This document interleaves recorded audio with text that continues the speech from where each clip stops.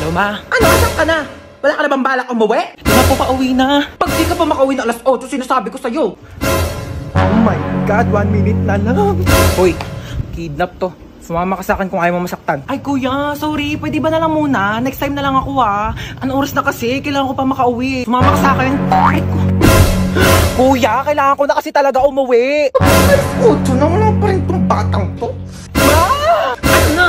Ha? Alas 8 na! Makakidnap ako ngayon, as in right now. Papalusot ka pa. Ano yan? Kinidnap ko yung anak mo. Sa milyon kapalit niya kung ayaw mong malagot tong anak mo. Ayaw malagot? Ha?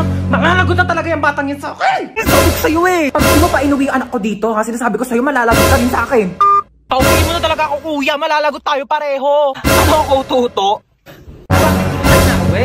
Kaya pauwi mo na yung anak ko. Puro kayo gala, makakapagpasok ng bukasa ka pa. Puro ka gala. Ano, wala kang bahay? Ano oras na? 8:29 po. Pagka 8:30, hindi pa nakakauwi itong anak ko. Sinasabi ko talaga sa inyo, mamimit and greet yung dalawa si Lord. Ano address mo? Black 3 Lot 22, bakit?